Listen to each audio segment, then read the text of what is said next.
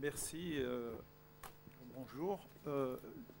Monsieur Sekfali vient de parler des instituteurs. Je vais peut-être en parler déjà pour leur rendre hommage au début de cette intervention, parce que, comme certains le savent, ce qu'on a appelé la guerre d'Algérie ou la révolution algérienne pour d'autres, ou la lutte de libération nationale, a démarré avec la mort d'un instituteur, c'est Monro, à Route d'Aris à Batna, et elle s'est terminée par la mort d'instituteurs.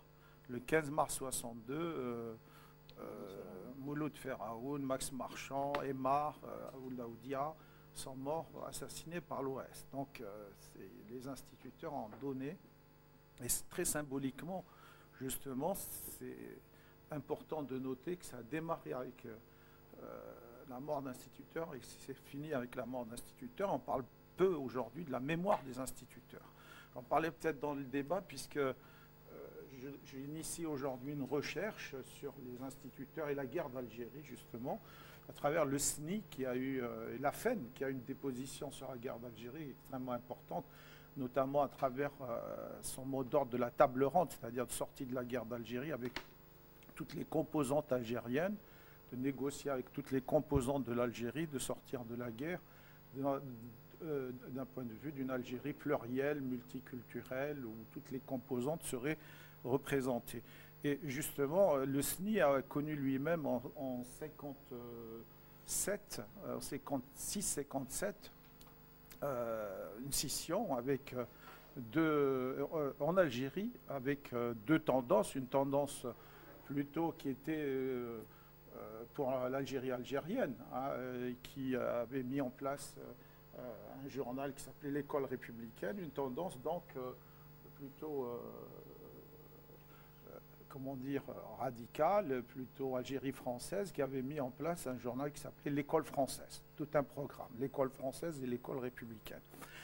Voilà, pour introduire, j'espère que je serai dans les temps, parce que j'ai beaucoup de choses à dire sur cette question, étant donné que j'ai travaillé. Alors, pour revenir sur ça, je dois dire que souvent, notamment dans la loi du 23 février 2005, qui énonce le caractère positif de la colonisation, beaucoup entrent dans cette perspective en disant la France, elle a développé le système éducatif en Algérie, puisqu'elle a produit des élites, et des élites nombreuses qui ont une place, et c'est un peu ça, un peu une œuvre positive. Je dois dire que je suis tout à fait... je vais à l'encontre de cette idée, puisque beaucoup de travaux montrent que l'impact, si on peut parler ainsi, ou l'effet de la politique éducative française en Algérie a été très faible du point de vue des populations scolarisées. Ça a été extrêmement dérisoire. C'est-à-dire, si j'ai des statistiques ici, et j'ai même fait un schéma, vous voyez, si on regarde l'évolution des statistiques, on voit qu'on a une courbe plate quasiment jusque dans les années 40, 45. Après 45, on a un léger frémissement, et c'est tardivement vers les années... D'ailleurs, en 49, on a la fusion des deux enseignements, et c'est à partir des années 50, et notamment 58, qu'on a une volonté de développer la scolarisation. Et si on s'arrête sur 43, moi j'ai le chiffre, sur 1 250 000 enfants âgés de 6-14 ans, seulement 110 000 sont scolarisés. C'est Claude Collot, l'historien qui est mort, qui le dit, à partir de travaux d'archives, sur des archives, ce qui représente un peu moins de 10%, disons, de la population en âge d'être scolarisée. Et ce taux va rester un peu stagnant, même au début de la guerre, c'est-à-dire en 54. C'est vous dire qu'il n'y a pas eu, du point de vue du nombre, du point de vue du nombre, il y a eu très peu d'Algériens qui étaient concernés par l'école. Ceci dit, je vais y revenir tout à l'heure, ça ne veut pas dire que d'un point de vue qualitatif, ce que j'appelle moi l'effet d'institution, ça n'a pas eu un effet d'institution, c'est-à-dire que ce qui a été mis en place, c'est une organisation scolaire, une hiérarchie, des règles de fonctionnement institutionnel, des règles juridiques de fonctionnement de l'institution, un effet de spécialisation des maîtres à travers l'école normale, justement, puisqu'on a une école normale de filles déjà à Miliana qui était, puis bon, sous l'Empire, mais aussi Après, il y a eu une école normale de filles et cette école normale, elle s'est mixée d'ailleurs qu'à partir de la guerre, en 1940, où les garçons et les filles se sont retrouvés, comme m'a raconté Louis Rigaud, qui était secrétaire du SNI. Donc il y a un effet de sanction par le diplôme aussi, parce que là on a aussi un effet de certification, c'est-à-dire que le diplôme que vont délivrer les institutions françaises sera un diplôme qui donnera droit à montrer sur le marché du travail. Or, ce qu'on a en Algérie, avant la colonisation précoloniale, c'est que je crois souvent aussi là, de l'autre côté, du côté algérien, on cite souvent Tocqueville et beaucoup d'autres qui disent l'Algérie avait un système éducatif au moins équivalent à la France à la même époque. C'est-à-dire que le nombre d'alphabétisés en langue arabe était sinon plus grand, du moins équivalent à la même époque en France. Or, ce qu'on oublie souvent, c'est qu'on a un système traditionnel, c'est-à-dire un enseignement de type scolastique, religieux. Et en fait, ce que l'apporte le capitalisme colonial et la colonisation, c'est un effet d'institution, d'organisation scolaire, comme je disais, de hiérarchie, de règles, de spécialisation des maîtres. Et c'est un peu cet effet d'institution qui va justement continuer après 62. Et on voit aujourd'hui qu'il y a un effet de désinstitutionnalisation, c'est-à-dire que ces règles se perdent et que la société pénètre un peu l'institution, la corrompt. Et finalement, les règles de fonctionnement institutionnel disparaissent dans l'Algérie d'aujourd'hui par rapport à cette organisation scolaire. Alors, quoi dire sur cette logique des politiques coloniales éducatives? C'est qu'elles ont été très contradictoires. Souvent, on a analysé la colonisation ou la politique éducative coloniale comme quelque chose qui aurait été de l'ordre d'un refus des Algériens avant les lois laïques, c'est-à-dire 81-82, 1881-82. Après la Troisième République et les lois laïques, il y aurait une demande, et je crois que Fanny Colonna avait un peu insisté sur cette question, il y aurait eu une demande éducative et qu'il y aurait une offre éducative après 81-82. Moi, je récuse cette vision en disant finalement, il y a eu, du point de vue des politiques coloniales, une contradiction aussi bien au niveau de l'émission de ces politiques, une contradiction aussi bien de la réception de ces politiques. Et je vais m'en expliquer. C'est-à-dire que pour la colonisation, je crois que c'est Djerloul qui en avait parlé dans un texte sur Rahal, la colonisation, elle était prise au dilemme de éduquer, c'est acculturer, c'est intégrer, comme on dirait aujourd'hui, hein, c'est acculturer, mais c'est en même temps éveiller les consciences, c'est-à-dire courir le danger, courir le risque de mettre en question le rapport colonial. Et du coup, on a cette contradiction qui est constitutive de la politique coloniale, qui traverse complètement l'histoire de l'Algérie jusque dans les années 50, c'est-à-dire jusqu'au début de la guerre. Ah, éduquer, c'est à la fois assimiler d'une certaine façon, acculturer, mais c'est aussi éveiller les consciences et remettre en cause le système colonial.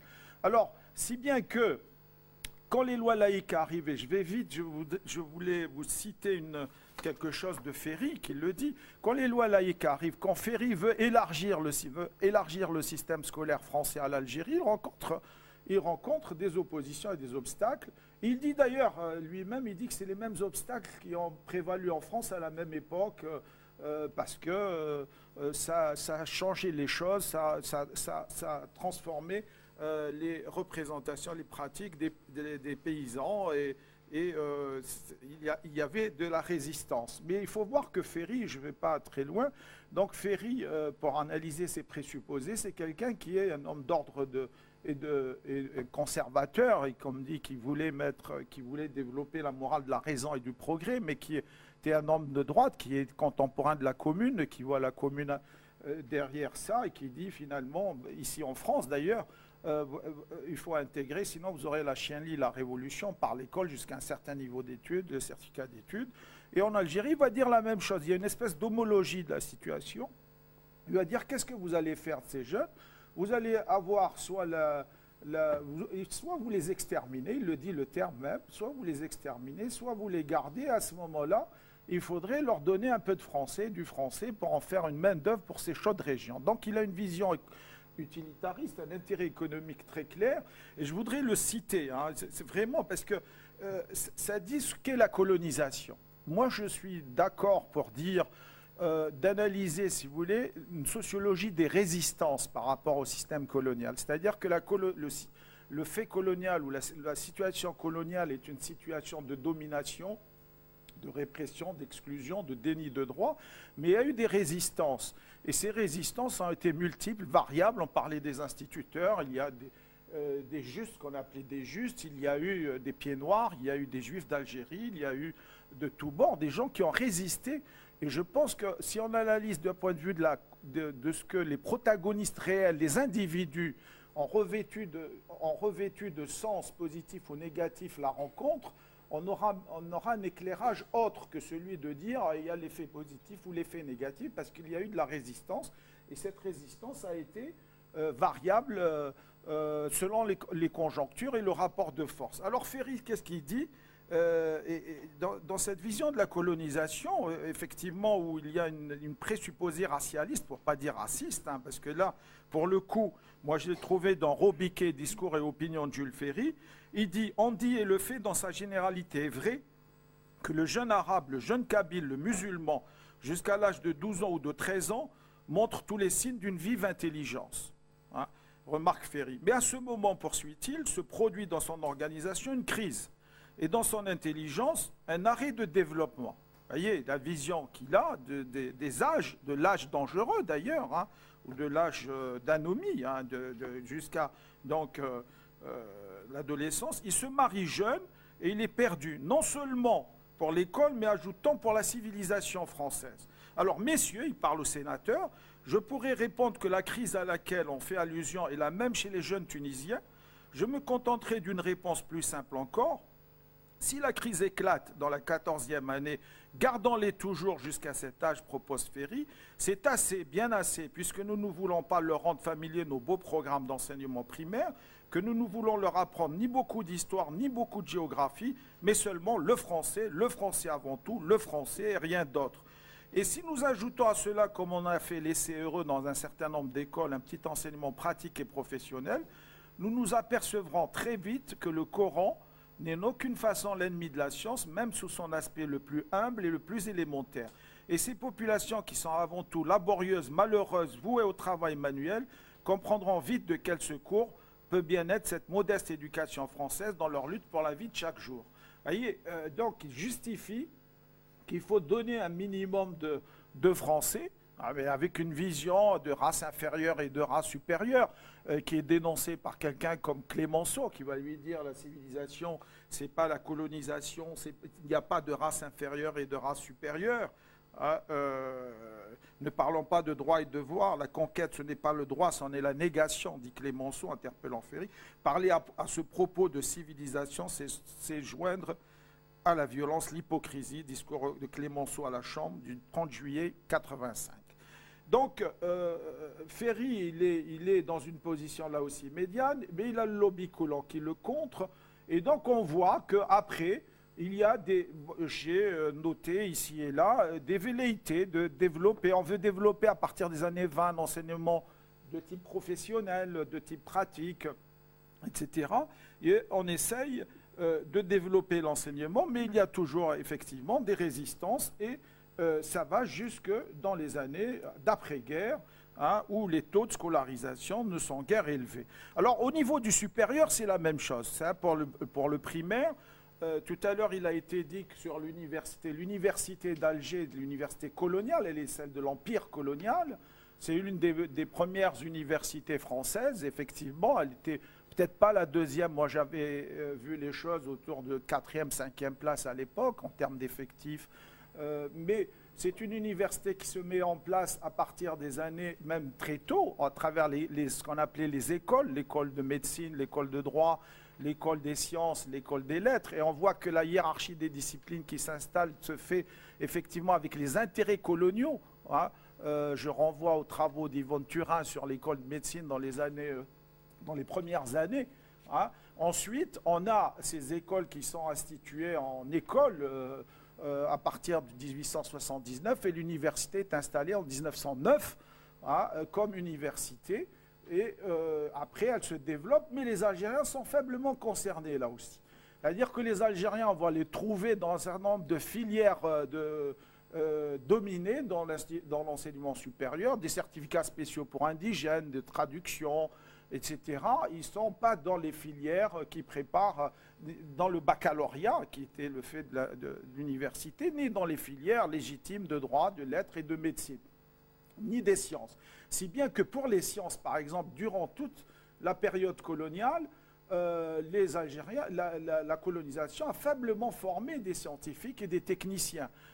Farhat Abbas, qui était président du GPRA, dira en 3 ou 4 ans, l'Algérie a beaucoup plus fait en matière, ou la révolution algérienne a beaucoup plus fait en matière de formation d'ingénieurs, de techniciens, que la France pendant 130 ans de colonisation. Et il faisait allusion au fait que le GPRA envoyait des boursiers en Allemagne de l'Est, dans les pays de l'Est, aux États-Unis, en Chine, etc., pour les former comme technologues, comme techniciens, ingénieurs.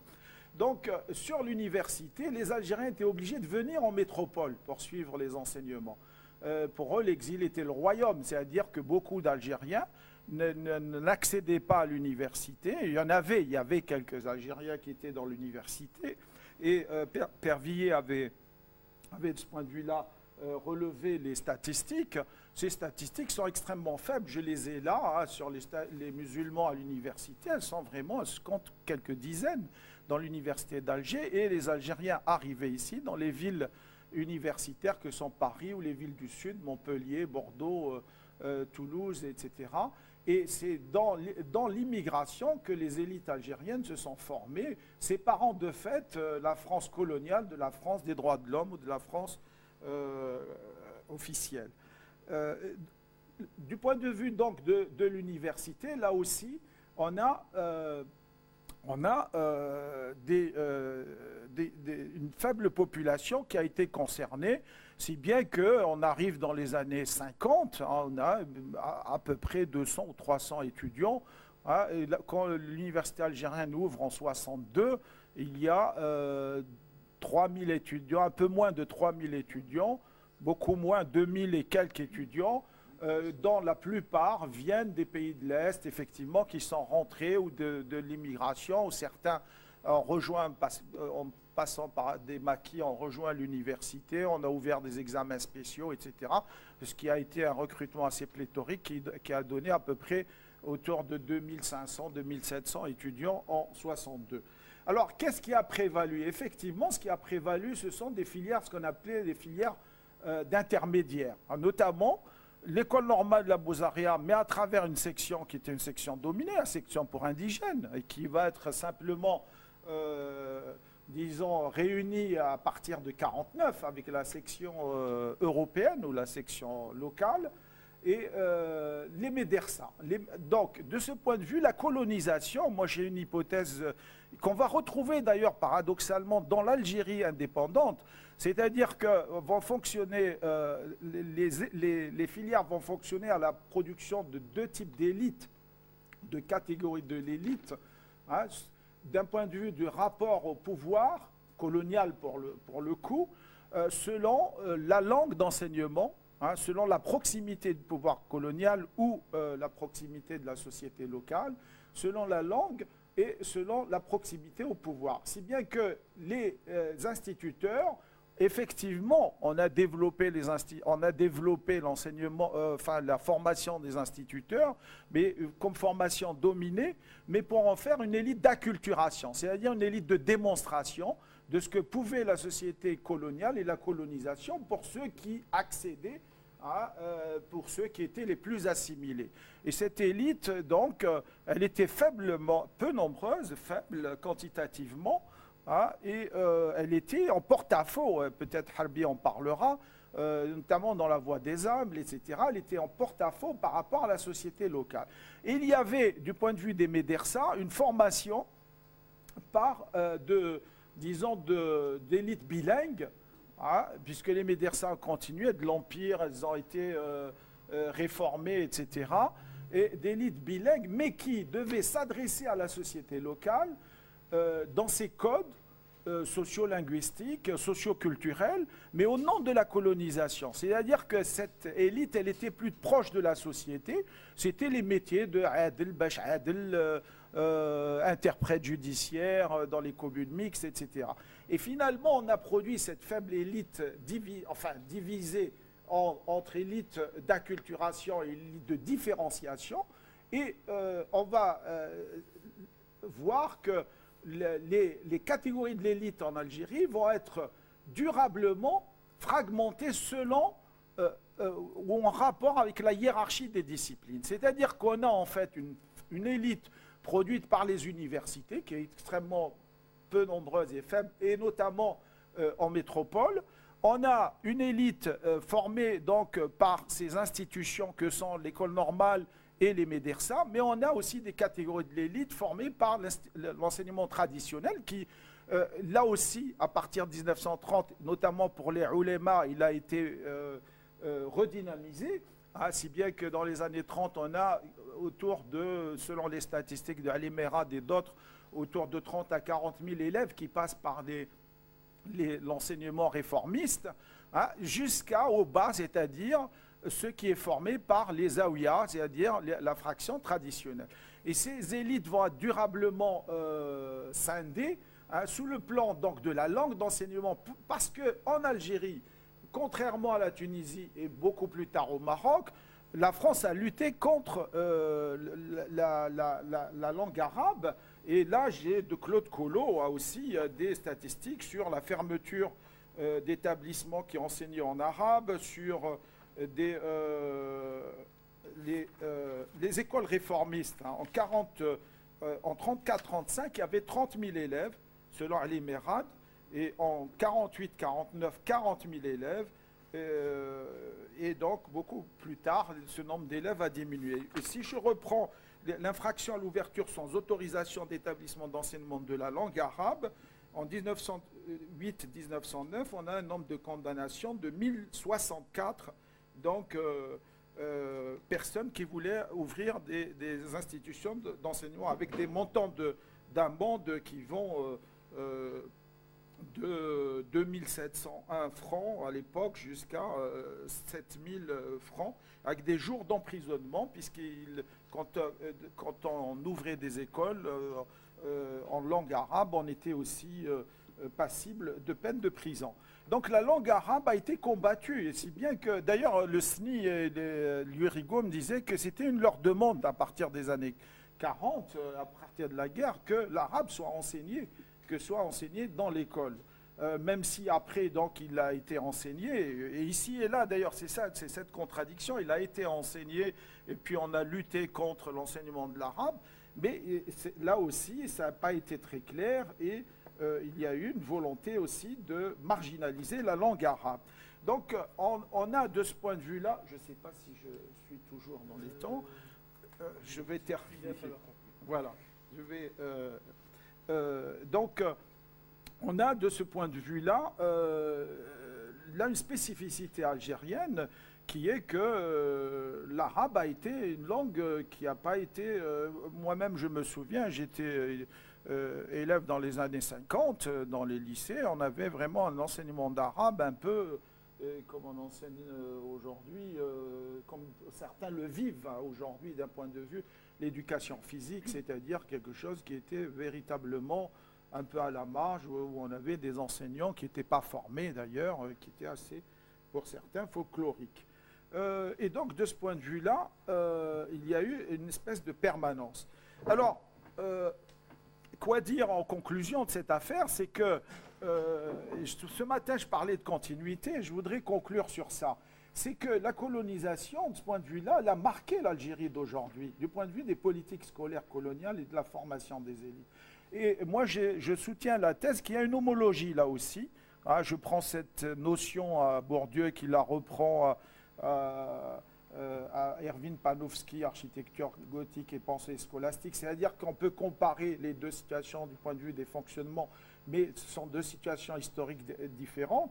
C'est-à-dire qu'au fond, on avait un pouvoir qui était extérieur à la société, qui a instrumentalisé les institutions d'enseignement, hein, et qui en a fait, qui a instrumentalisé les élites, qui les a tenues à distance, qui a coopté ici et là des élites, aussi bien dans la période coloniale que dans la période nationale aujourd'hui, et que fondamentalement, on a un noyau aujourd'hui rural, après les indépendances, qui avait une légitimité historique par la guerre de libération, etc., qui, dans l'école, n'a pas été du tout une de ses préoccupations majeures, seulement dans, et Gilbert va en parler, seulement dans l'idée de, par rapport à la période coloniale, tout ce qui a été d'un point de vue idéologique contre ce qu'on a appelé les fondamentaux de la personnalité algérienne devait être récupéré. Finalement, on a aussi une idéologisation de l'institution d'enseignement après les indépendances jusqu'à présent,